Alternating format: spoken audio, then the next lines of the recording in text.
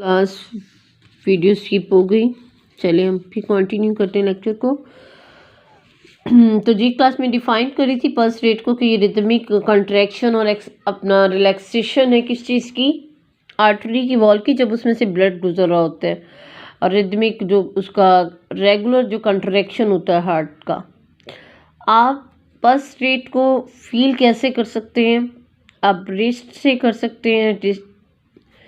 आप वहाँ पे उन एरियाज स्किन के जो कि क्लोज होते हैं आर्टरीज के, वहाँ से आप फील कर सकते हैं। रिस्ट से कर सकते हैं, कॉमनली हम यहीं से करते हैं। इसके अलावा नेक से कर सकते हैं। ग्रोइन एरिया जो आपका पेरिटोनियल पॉइंट है वहाँ से कर सकते हैं, फिर मोरल पॉइंट से, या टेम्पोरल एरिया से, या फिर ब्रैंकियल। तो ये आपके पास 5 to 6 आपकी साइट्स हैं जहाँ पे आप पल्स रेट को फील कर सकते हैं। नेक्स्ट टॉपिक है हमारे पास ब्लड वेसल्स। ब्लड वेसल्स क्या हैं?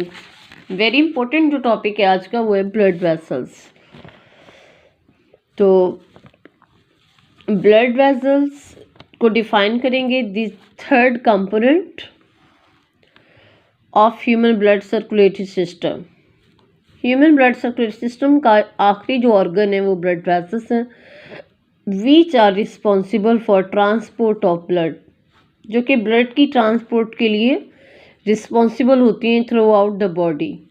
कंप्लीट आपके बॉडी के पार्ट्स में ब्लड की जो ट्रांसपोर्ट हो रही है वो किसके ज़रिए हो रही है? वेन के ज़रिए, या आर्टरी के ज़रिए, या कैपिलरी के ज़रिए, और इन्हें एज अ होल हम ब्लड वेसल्स का नाम देते हैं।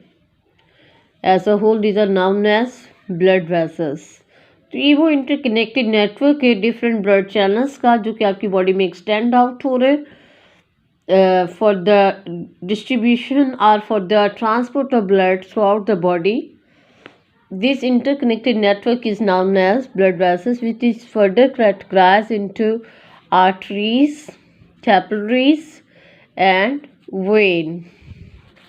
फर्स्टली डिस्कस करते हैं आर्टरीज के बारे में। नंबर 1 डिफाइन करेंगे आर्टरीज को। Actually arteries are blood vessels which carry blood away from heart. आपकी वो ब्लड वेसल्स जो कि हार्ट से ब्लड को दूर करती हैं उन्हें आप आर्टरीज कहते हैं। नंबर 2 आप नेचर बताएंगे कि किस टाइप का ब्लड पाया जाता है आर्टरीज के अंदर। तो जितनी भी आपकी आर्टरीज हैं, all arteries transport oxygenated blood. तमाम आर्टरीज ऑक्सीजनेटेड ब्लड ही ट्रांसपोर्ट करती हैं आपकी बॉडी में, एक्सेप्ट पल्मोनरी आर्टरीज। जस्ट आपकी पल्मोनरी आर्टरीज ऐसी आर्टरीज हैं जो कि ऑक्सीजनेटेड ब्लड के बजाय डीऑक्सीजनेटेड ब्लड, कौन सा ब्लड ये ट्रांसपोर्ट करती हैं? डीऑक्सीजनेटेड, क्योंकि यहाँ पे ब्लड ने जाना होता है लंग्स के अंदर, और आर्टरीज का काम है कि ब्लड अवे करें हार्ट से। तो फिर वेन तो ब्लड नहीं ले जा सकती ना, इसलिए pulmonary arteries blood deoxygenated transport करती हैं। कंपोजिशन की अगर बात की जाए तो each artery wall is composed of main 3 layers. कितनी लेयर पाई जाती हैं? 3 लेयर्स। फर्स्ट लेयर को आउटर लेयर कहा जाता है, सेकंड को मिडल लेयर कहा जाता है, और लास्ट वन जो है उसे इनर लेयर कहा जाता है। आउटर जो लेयर है मोस्टली कंपोज्ड होती है कनेक्टिव टिश्यू से, और जो मिडल है वो कंपोज्ड होती है smooth muscles plus elastic fibre. But इसमें जो स्मूथ मसल्स और इलास्टिक फाइबर की जो रेशो है वो 70% है, 100 में से ज़्यादा होती है। इसी वजह से आर्टरीज के बारे में कहा जाता है कि arteries are more thick and more elastic, क्योंकि इसमें इलास्टिक फाइबर और स्मूथ मसल्स जो होते हैं वो वेन के मुकाबले में ज़्यादा होते हैं। उसके बाद बात करेंगे ब्लड प्रेशर की। तो जो ब्लड प्रेशर है आर्टरी के अंदर हाई होता है as compare to vein, because artery के अंदर ब्लड जो है वो हार्ट पंप कर रहा होता है। हार्ट की जो रिथमिक कंट्रैक्शन या रेगुलर जो कंट्रैक्शन है वो ब्लड पुश कर रही होती है आर्टरी के अंदर। सो वहाँ पे ब्लड का जो प्रेशर होता है वो हाई होता है एज़ कम्पेयर टू वेन, क्योंकि वेन तो ऑर्गन से ब्लड लेके आ रही होती है, तो फिर ऑर्गन सारे तो आपके पंपिंग ऑर्गन नहीं होते। उसके बाद आर्टरी फर्दर डिवाइड हो जाती है किसके अंदर, स्मॉलर ट्यूब्स के अंदर, जिसे आर्टरियोल कहा जाता है। जैसे एक आर्टरी आपके टिश्यूज में एंटर होती है तो वो फर्दर कॉन्टीन्यूसली डिवाइड हो जाती है स्मॉलर ट्यूब्स के अंदर, जिसे आर्टरियोल्स कहा जाता है, जो फर्दर डिवाइड होके स्मॉल ब्लड वेसल्स मेक कर देते हैं, जिसे हम कैपिलरीज कहते हैं। तो वो भी हम डिस्कस करते हैं। आर्टरीज की एग्जांपल में अगर आप एग्जांपल्स करना चाहें तो आप रीनल आर्टरी कर सकते हैं, आप क्या कहते हैं गोनेडल आर्टरीज कर सकते हैं, पल्मोनरी आर्टरीज तो ऑलरेडी हमने डिस्कस कर लिए। कैपिलरीज क्या है? Capillaries actually these are small blood vessels present in tissues. मैंने अभी डिस्कस किया कि जैसे आपकी आर्टरी टिश्यूज में एंटर होती है तो वो डिवाइड हो जाती है स्मॉल ट्यूब में, जिसे आर्टरियोल कहा जाता है। वो फर्दर डिवाइड होते हैं तो वो बना देते हैं कैपिलरीज। उसके बाद कैपिलरीज की जो नेचर है ब्लड की, उसमें मिक्स ब्लड पाया जाता है, ऑक्सीजनेटेड भी और डीऑक्सीजनेटेड भी। उसके अलावा कैपिलरीज की कंपोजिशन जो होती है वो सिंगल लेयर होती है जस्ट इसमें, और वो भी एंडोथेलियल टिश्यू से बनी हुई होती है। इसकी लेंथ बहुत कम होती है, जस्ट 1/2 इंच।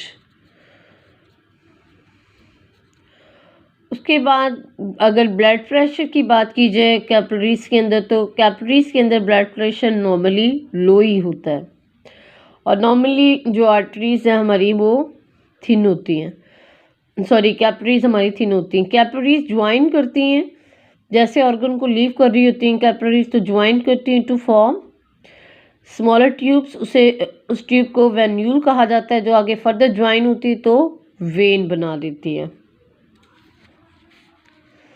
अब हमारा पॉइंट है कि वेन्स क्या है। वेन सबसे पहले डिफाइन करेंगे वेन्स को। Blood vessels which carry blood toward heart, जो कि दिल की तरफ आपका ब्लड लेके जाती हैं, ऑर्गन से ब्लड रिसीव करती हैं और ड्रेन करती हैं किसकी तरफ, ऑर्गन से ब्लड जो उन्होंने ड्रेन किया होता है वो किसकी तरफ लीड करती हैं, toward heart. All when have deoxygenated blood accept pulmonary vein. जितनी भी आपकी वेन्स हैं तमाम के अंदर डीऑक्सीजनेटेड ब्लड होता है एक्सेप्ट पल्मोनरी वेन, जिसके पास ऑक्सीजनेटेड ब्लड है। क्योंकि जितनी भी वेन है वो ब्लड टुवर्ड करती हैं हार्ट, तो अगर लंग्स के अंदर ऑक्सीजनेटेड ब्लड मौजूद है, अगर उसे हार्ट में बैग नहीं किया जाएगा तो बॉडी में कैसे पंप किया जाएगा। Each wall of when is composed of 3 layer. Artery की तरह वेन के अंदर भी 3 ही लेयर होती हैं। आउटर सेम कनेक्टिव टिश्यू से बनी हुई होती है, outer, middle and inner. Outer में same chemical connective tissue, inner में सेम एंडोथेलियल सेल्स, मिडल में भी सेम स्मूथ और इलास्टिक फाइबर, बट उसकी जो रेशियो है वो सिर्फ 30% होती है। वहाँ पे 70% था, यहाँ पे 30 है। दैट्स वाई वेन जो होगी वो क्या हो जाएगी, लेस थिक हो जाएगी और लेस इलास्टिक हो जाएगी, बिकॉज यहाँ पे स्मूथ मसल्स और इलास्टिक फाइबर की रेशियो कम हो गई है।